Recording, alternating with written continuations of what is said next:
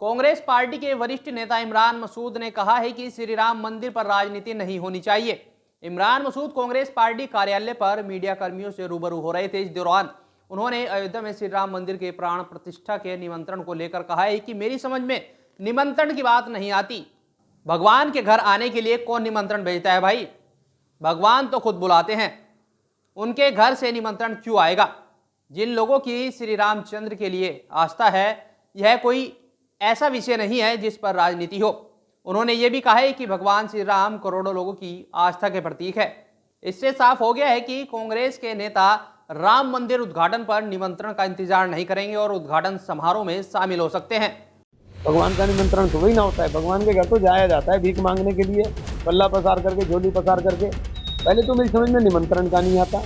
भगवान के घर में कौन निमंत्रण देगा भाई? भगवान तो बुलाते हैं, भगवान के घर निमंत्रण थोड़ी आता है। पहली बार ही सुन रहा हूँ मैं कि निमंत्रण आ रहा है भाई। और कौन निमंत्रण दे रहा है? आप हो कौन निमंत्रण जो दे रहे हो? आप हो कौन? भगवान थोड़ी ना हो भाई। हम अपनी लड़ाई अपने तरीके से लड़ेंगे और हम मजबूती के साथ लड़ रहे हैं। हम कह रहे हैं मजबूती से लड़ेंगे। सहारनपुर को ये ना सोचे कि हम छोड़ रहे हैं। सहारनपुर लड़ेंगे और मजबूती से लड़ेंगे। भैया मेरे बाकी लड़ाई की लड़ दूंगा, नहीं लड़ाई की नहीं लड़ देंगे, उसमें कौन सी बात होगी? लेकिन एक माहौल तो राहुल जी ने पूरे देश के अंदर बनाया कि मोहब्बत की बात होनी चाहिए, नफरत की बात खत्म होनी चाहिए। लेकिन एक माहौल तो राहुल जी ने पूरे देश के अंदर बनाया कि मोहब्बत की बात होनी चाहिए, नफरत की बात खत्म होनी चाहिए। तो ये माहौल तो पूरे देश के अंदर बना है। पहले तो मेरी समझ में निमंत्रण का नहीं आता। भगवान के घर में कौन निमंत्रण देगा भाई? भगवान तो बुलाते हैं, भगवान के घर निमंत्रण थोड़ी आता है। भगवान तो बुलाने वाले हैं। और जिनकी राम चंद्र जी के प्रति आस्था है, ये कोई ऐसा विषय नहीं है जिस पर राजनीति है। भगवान राम जो है वो करोड़ों लोगों की आस्था के प्रतीक है। और जिसकी उनमें आस्था है, उनको मंदिर के निर्माण में या मंदिर में जाना चाहिए। जो जाना चाहे उसमें कोई वो थोड़ी ना है कि इसके ऊपर चर्चा हो। पहली बार ही सुन रहा हूँ मैं कि निमंत्रण आ रहा है भाई। और कौन निमंत्रण दे रहा है? आप हो कौन निमंत्रण जो दे रहे हो? आप हो कौन? भगवान थोड़ी ना हो भाई कि भगवान के घर निमंत्रण की कहाँ से जरूरत आ गई? भगवान का निमंत्रण तो वही ना होता है। भगवान के घर तो जाया जाता है भीख मांगने के लिए, पल्ला पसार करके, झोली पसार करके। भगवान के घर तो पल्ला पसार के, झोली पसार करके जाया जाता है। भगवान के घर निमंत्रण की कहाँ से जरूरत आ गई? लोकसभा की तैयारी है, पूरी तरीके से मजबूती से लड़ेंगे, बहुत मजबूती के साथ लड़ेंगे। गठबंधन का फैसला पार्टी करेगी, उसमें हमारा कोई लेना देना नहीं। पार्टी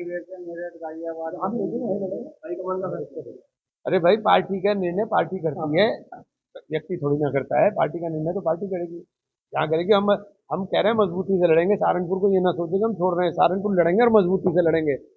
सहारनपुर में कांग्रेसियों ने वाराणसी और विनोद उपाध्याय के एनकाउंटर को लेकर सवाल उठाए हैं। पार्टी कार्यालय पर कांग्रेस नेता इमरान मसूद ने कहा है कि 2 नवंबर 2023 को आईआईटी बीएचयू की छात्रा का 3 लड़कों ने जबरन गन पॉइंट पर दुष्कर्म कर वीडियो बनाया।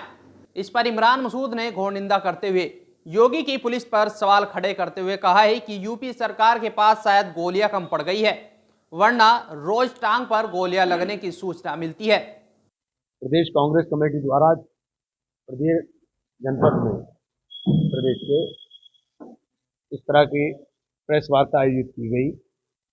और मुख्यमंत्री जो बनारस की घटना हुई, उसमें हमारे प्रदेश अध्यक्ष जी ने पहले ही इस बात को बता दिया था और उन पर मुकदमा भी लिख दिया था।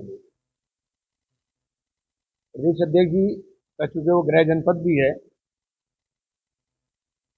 और जिस प्रकार की वो घटना हुई और जिस तरह से उनका संस्कार हुआ, आरोपियों ने जो जघन्य अपराध किया, उत्तर प्रदेश सरकार के पास शायद गोलियां कम पड़ गई, वरना तो रोज टांग पे गोली लगने की सूचना मिलती है। ऐसे लोगों को नहीं कुछ भी वो आगे कहीं से भागा हो या कुछ हुआ हो। हाँ, जो मुख्यमंत्री जी के खिलाफ कुछ चुनाव लड़े थे गोरखपुर से, उनका एनकाउंटर जरूर किया गया। इन दोनों घटनाओं को लेकर के, और खासतौर से जो बीएचयू वाली घटना है, वो संस्कार करने वाली घटना है। प्रदेश सरकार को चाहिए था कि उन अपराधियों को तत्काल गिरफ्तार करते। पूरा बनारस जान रहा था कि ये हुआ है, और कौन कौन इन्वॉल्व है ये भी जानते थे। लेकिन राज्यों के चुनाव के कारण तो सारे नेता मुखी जो वहां व्यस्त थे, तो उनको 2 महीने का टाइम दिया गया। गोरखपुर की घटना में जिस व्यक्ति को मारा गया,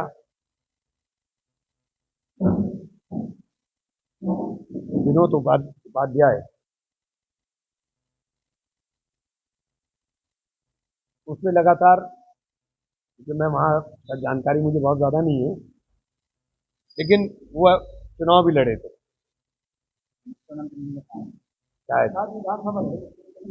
शायद कोई चुनाव भी लड़े थे वो, लेकिन हाँ, लेकिन पुलिस का जो इनकाउंटर है जो उत्तर प्रदेश के अंदर हो रहा है, इसकी न्यायिक जांच होनी चाहिए। अदालत का काम क्या है, वो काम सरकार नहीं कर सकती। तो कांग्रेस पार्टी द्वारा मुझे देश में जो हालात हो रहे हैं, तमाम चीजों को लेकर के राहुल जी के नेतृत्व में न्याय यात्रा मणिपुर से शुरू की जा रही है और सांकेतिक रूप से प्रत्येक जनपद में उस दिन इन यात्राओं का आयोजन किया जाएगा। अपनी बात को कहने के लिए इससे सशक्त माध्यम कोई नहीं हो सकता जो सीधे जनता के साथ जुड़ा है। कांग्रेस अपने तैयारी के अंदर लगी हुई है और मजबूती के साथ हम लोग लड़ाई को लड़ने का काम करें। इस वीडियो के बारे में आपकी क्या राय है, कमेंट्स में जरूर बताएं। और अगर इस वीडियो को आप YouTube पर देख रहे हैं तो हमारे चैनल को सब्सक्राइब जरूर करें, और अगर इस वीडियो को आप फेसबुक पे देख रहे हैं तो हमारे पेज को फॉलो और लाइक करना ना भूलें। धन्यवाद। अगर आप ये खबर फेसबुक पर देख रहे हैं तो वीडियो को लाइक करके पेज को फॉलो करें। इसके अलावा अगर आप इस खबर से यूट्यूब के जरिए जुड़े हैं तो चैनल को सब्सक्राइब करके बेल आइकन दबाना बिल्कुल ना भूलें।